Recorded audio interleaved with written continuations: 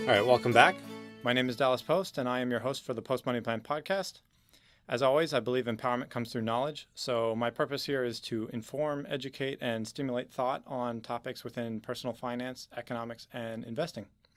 Don't forget you can find me at postmoneyplan.com or search the Post Money Plan in the iTunes podcast app or in Google Play. We're continuing the discussion on car repair from last week. I have my cousin Andy and my dad on the podcast with me still. In the first part, we cover the things that go bad with your car, preventive maintenance, really expensive things to fix, what you might be able to do yourself.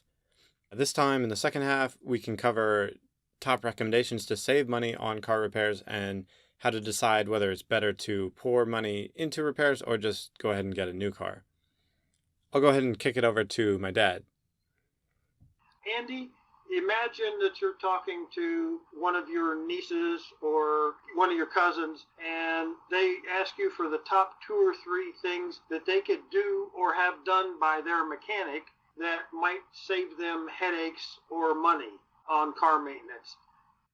First thing would be having a mechanic you can trust is a big deal. And change your oil, change it religiously.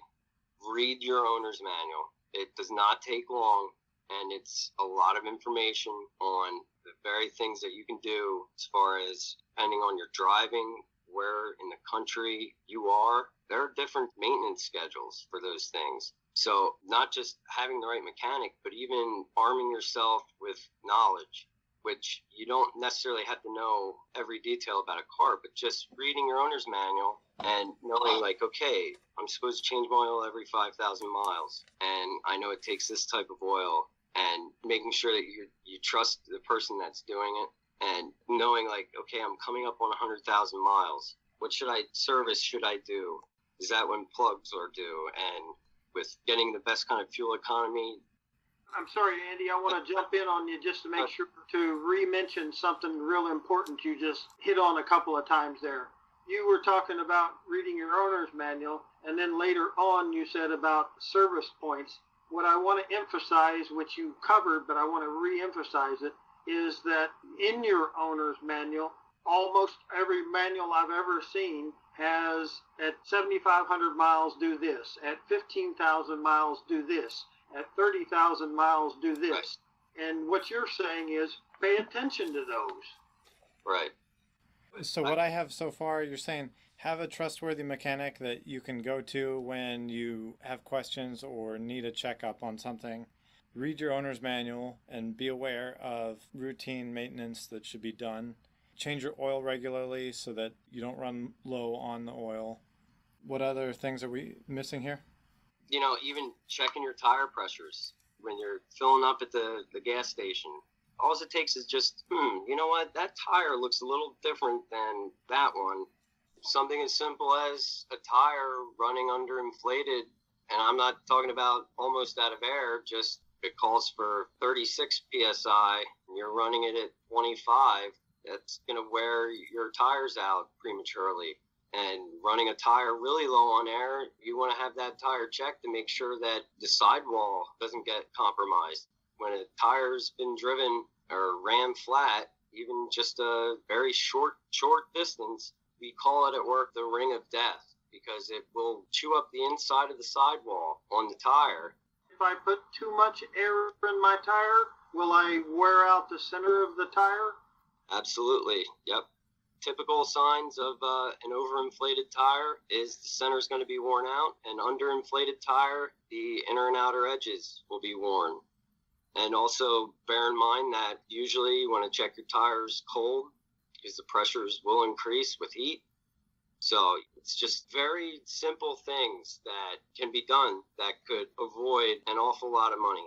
And with some of these cars nowadays, that tire might not be too cheap on a 22-inch wheel. Those can be pretty expensive. Well, just as much as the money is the inconvenience of getting left on the highway. Oh, yeah, absolutely.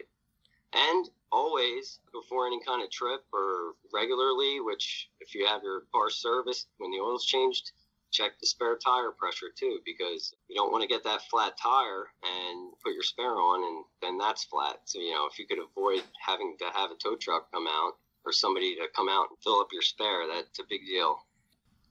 Okay, so one of the things I'm hearing out of this is that cars are becoming more and more computerized nowadays. So a lot of the problems you're going to be able to diagnose via computer, and not as an individual doing it yourself probably, but at least taking it into the shop, and then they'll be able to figure it out through the computer systems, which is Right. taking a little bit of the do-it-yourself aspect to it out of play. Like, it's not quite as easy to do anymore. But let's say you have a car where the routine maintenance notification comes on. It's likely Change oil soon. either Like, change oil soon or routine maintenance. What is the first thing that people should be doing in terms of a cost basis? Because I think a lot of times people can be kind of afraid by the inconvenience and the cost of, it's just like, oh, maybe there's nothing wrong.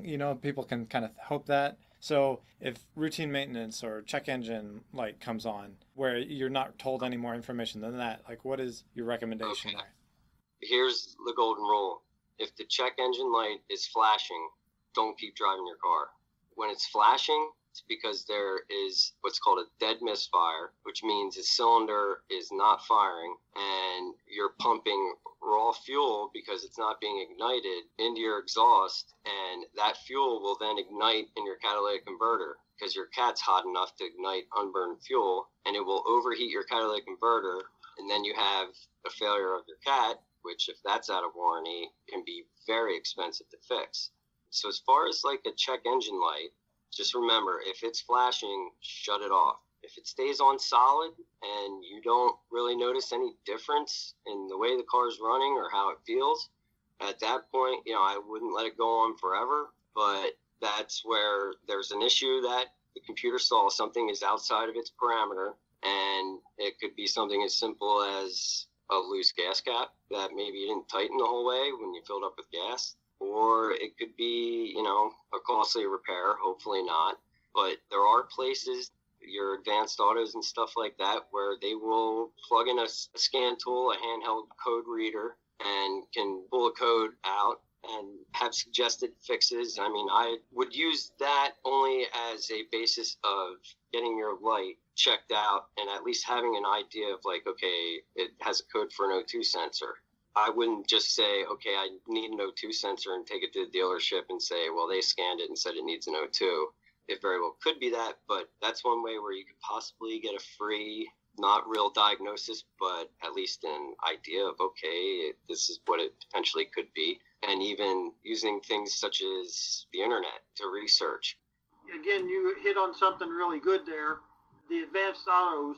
When you say advanced auto, what you're talking about is an auto parts supply outfit, and they have a service that they're willing to provide for you that will test the computer so that it scans and tells you what the computer is telling you the error is. Right. And a lot of times they'll do that for free. So then people shouldn't be afraid of, at least, if the check engine light comes on, they shouldn't have to be afraid to go in and just get it checked out? Right. I mean, typically the shop will have a diagnosis charge, X amount of dollars, gets you an hour of diagnosis. If it is something that would take longer than that, they would call you and say, okay, we have this code, we've checked this, we think it's leading up to this, we need a little bit more time to confirm exactly what this is. So don't be afraid to maybe go to your dealership and say, okay, my check engine light's on. What is your charge for diagnosis, and knowing what the labor rate is. Even the whole part of taking it to an advanced auto. I mean, I'm not recommending that everybody go there and have your car scanned. But if you're changing your own oil and your check engine light's been on for a while, a lot of times you can say, hey, my check engine light's been on. You guys scan it. And at least you can kind of, if you can get a code and do a little research yourself. And sometimes you might see oh, yeah, I had that code and 10,000 people said this is what I did and it fixed it. This code, 9 times out of 10, that's what it is. And you can gamble. It's not too technologically involved, or you don't really need special tools to do it, and you know someone, sure, have them do it. Or you could take it to the dealer and you could say, look, this code, I did some research. I'm fairly confident it's this. I'd like to have this part. Could you give me a price on this part and have it installed, and what would that cost me? But bear in mind, if you're going to kind of make your own diagnosis, most shops then, if it doesn't fix the problem because you said, I want this part put on and it doesn't fix it, they're not going to necessarily stand by that because it wasn't their diagnosis. A little trick that I used when I was buying my car was I went out to Walmart and bought my own diagnostic tool, just because when I was shopping around for used cars, I didn't want to be buying a car where they had cut the wires to the check engine light or something like that. And that way I could plug the diagnostic tool into the computer. There's the connection that's under the steering wheel in most cars. And then you can just use that reader to look up if there's any codes that it'll give you on any warnings that are coming up. That's kind of like an easy way for even someone who doesn't really know much to just have that little tool, which you could buy for like 20 or 40 bucks. And that could save you those trips for the check, just to at least diagnose like minor things on your own. They even have ones that are wireless and will pair up to your cell phone. In a sense, you're turning your cell phone into a code reader, which is pretty cool. What would you have to buy for that? It's the connector that fits into that's called an OBD2 connector, the one under the steering wheel or on the left-hand side. And you download an app for that on your phone, and it connects Bluetooth to your phone, and you can scan codes with it. I think I got one for, it might have been like maybe around 50 bucks or something like that. Take it with you on vacation, just in case you have a light that pops on and you're in an area where you don't know, and at least that way, if you take it to the closest shop possible, and they tell you something completely different than what you got, you kind of to make sure that you're not getting somebody's telling you something's wrong that isn't, because they know you're from out of town and you're in a bad situation. And unfortunately, there are people out there like that'll take advantage of situations like that. Just kind of a way to be like, no, wait a minute, I know what code's in that car. You're not telling me anything about that, and you're saying it's this. And so there are ways to, without having to know, you don't need to know everything, but just a little bit can go a long way just to protect yourself and protect your car, your investment. So another thing that I've started doing is just keeping a spreadsheet of the car maintenance that I do on my cars. So I just know like the date and what's been done and the cost, and that way I have a record of what's been done and don't have to be like, oh, I know at some point I did this, but I can't really remember. I have just one spreadsheet that I can go to, and that way I know like when the oil was changed, when I changed a flat tire, that kind of stuff, and have that record that's easy to refer to. So I think that's something that doesn't take much effort, that can keep you on top of things and know what's what with your car. Right. And even if you take it to the same repair facility, everybody's computerized, and you could always go there and say, hey, could you just give me a printout, some of my invoices, just so I get back on track and know exactly what I was doing. If you haven't kept a spreadsheet or something like that, you can always usually go back to where you had it serviced and just get a reprint of your invoice and kind of know, oh, what were my brakes at when I got it inspected? And, last year you told me my brakes were at 10 bonded, which was like new, and now you're telling me I need them, and I only put 5,000 miles on it, and I never go through brakes that fast. And don't be afraid if you're sitting in a shop and they tell you need something, that, do you mind if I come up and you show me what you're saying is bad, what needs to be replaced, and why? And it doesn't hurt. An honest mechanic will have no problem doing that for you. If you aren't ripping people off, you have nothing to hide. When I have a list of things that need to be done, I have no problem bringing the customer on up, showing them, saying, you don't necessarily need to do all this now. You can chip away at it. I would take care of these items first, or probably what you want to take care of, I would take care of as soon as possible. These other ones, maybe your next oil change or the one after, you could maybe start just chipping away at some of these things. And obviously the safety things would be number one priority, but honest, good, straightforward mechanics will be that way with you and not be afraid to say, yeah, sure, come on back, I'll show you. Is there some method that people might be able to use in picking out a mechanic? Everybody hears about the guy who rips them off, but how do we find the guy who is reliable, who they can trust? How does a person look for that person? Well, hopefully an older family member that knows of a reputable shop. Obviously going online, everybody's filling out surveys and things like that, so you can go online and do research that way. but a lot of times it's word of mouth and maybe some trial and error too. I took my car there and these guys couldn't fix it. I spent $1,000. It still wasn't fixed, and they said they weren't going to do anything for me. And then I found this guy, and he knew right away what it was, and it was $100, and I was good. Well, that might be the guy that you might want to take your car to from now on. So sometimes it's just going through your own live and learn experiences. But like I said, if you have a family member, hey, Dad, where do you take your car to? And I mean, if you're still in the same area, but I had my brother come up from Virginia last weekend to work on his car, fixing air conditioning. And he is new to the area in Virginia, and he looked up some shops and tried to go with the most reputable one that had good reviews and ratings. And not that they misdiagnosed it, but there was something that I found that they missed that probably should have caught for what they charged him for diagnosis. And we all make mistakes, but sometimes it might pay to travel a little bit. If you know somebody, you can get there. And they quoted my brother like $600 some, and I was able to get the parts cheaper because obviously working at a dealership, but it was like $600 some they wanted to charge him, and I fixed it for $175. So nice to save. Family discount. Yeah. Let me switch it over to you, Dad. How have you decided to do repairs and preventative maintenance and those kind of things based on cost versus what it would be worth to you? And what has been some of the decision-making process in deciding, okay, I've run my car as much as it's worth running and it's got too much to repair now, like it's not worth putting more money into it, I should just get a new car. Talk about that a little bit. Okay. Yeah, basically, early on in my life, my decisions were basically I was trying to be a cheapster and get by with the cheapest car I could possibly get and not do any repairs that I absolutely didn't have to. And I found out the hard way that penny pinching was not always the most economical thing to do in the long run, as exemplified by my oil issue that I told you, running the engine out of oil. Basically, I try to use common sense in evaluating, imagining a scale in your left and right hand, and the existing car has a certain weight or balance to it, and it needs repair X. Now, when you put repair X in, repair X is going to cost $3,000. So is my car with this repair worth more to me than simply getting what I can out of the car and buying a replacement vehicle?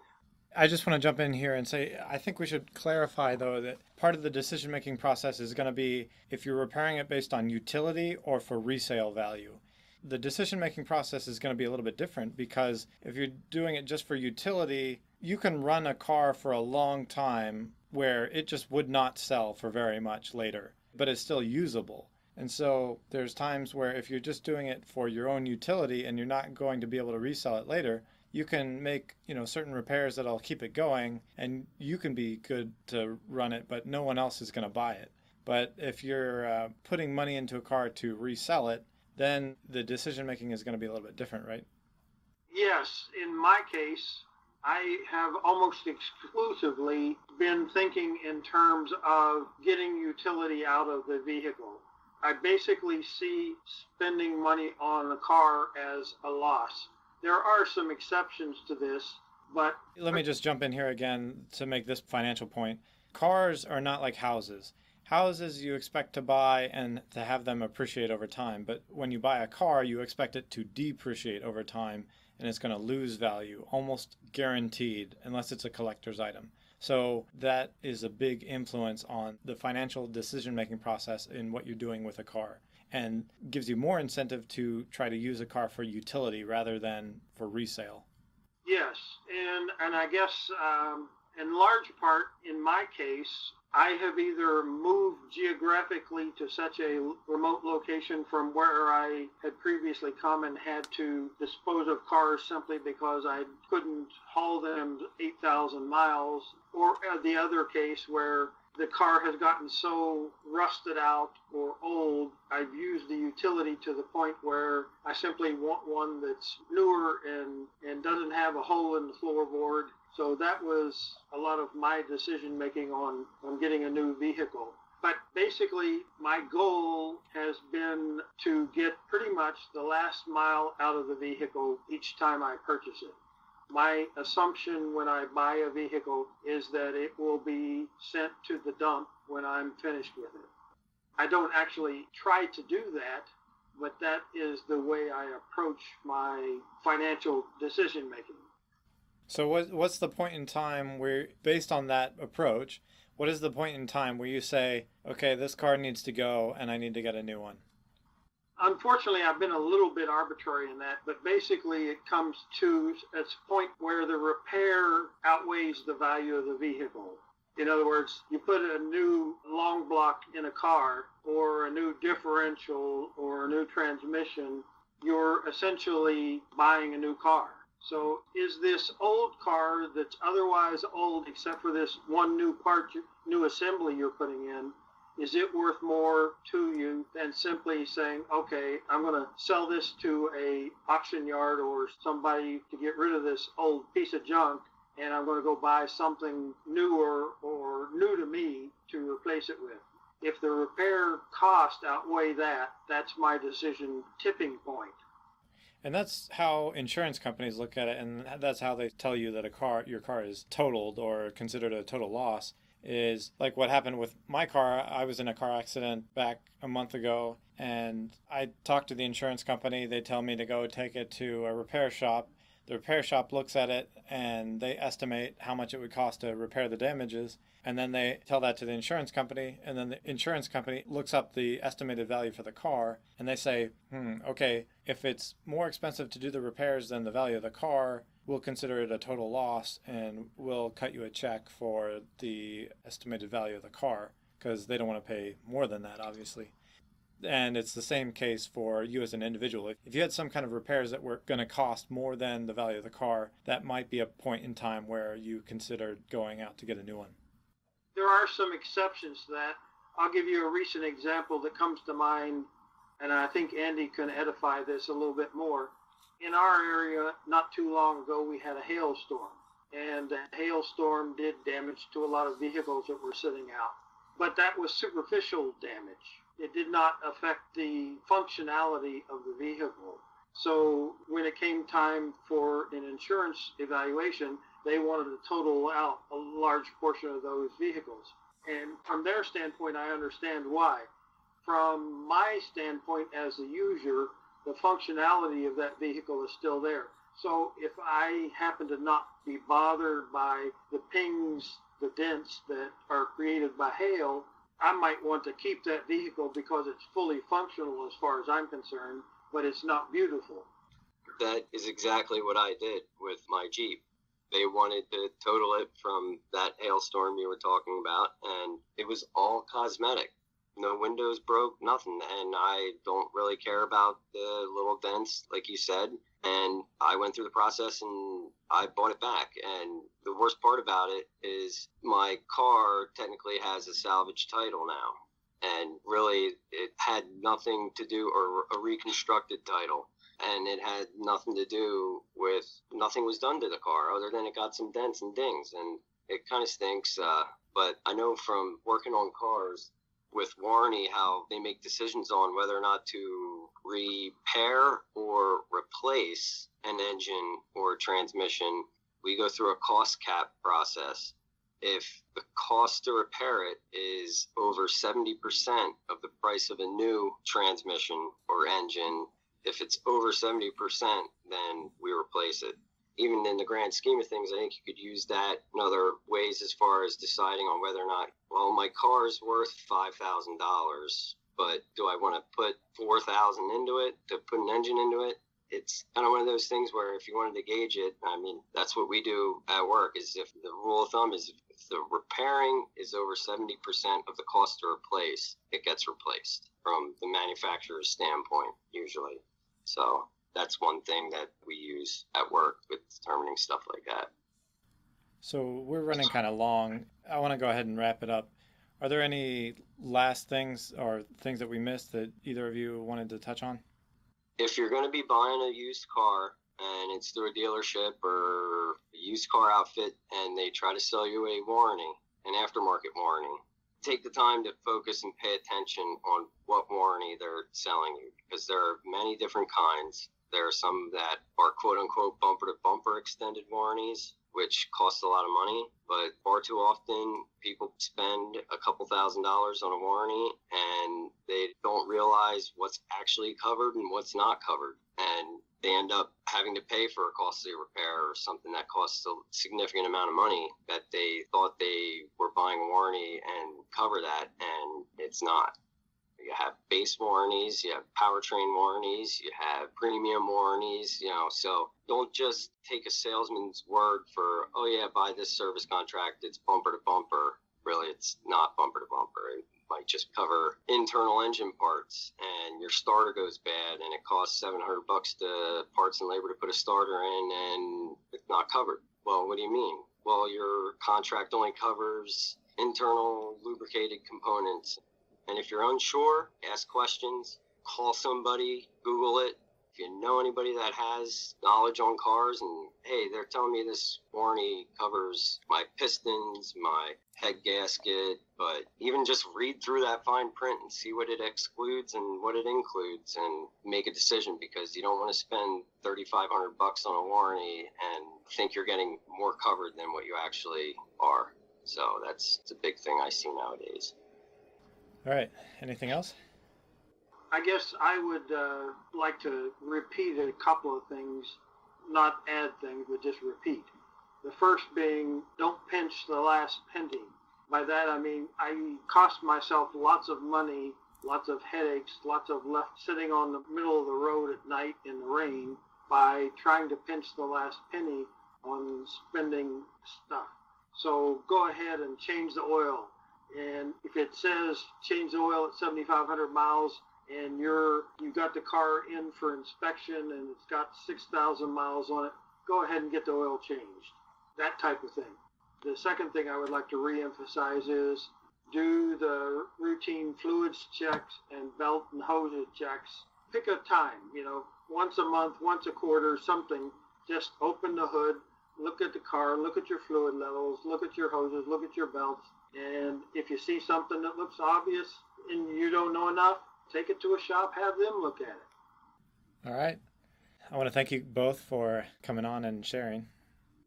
Sure, no problem. You're welcome. Don't forget, you can find us at postmoneyplan.com and subscribe to the Post Money Plan channel in the iTunes podcast app or in Google Play. Catch us next time on another episode of the Post Money Plan podcast.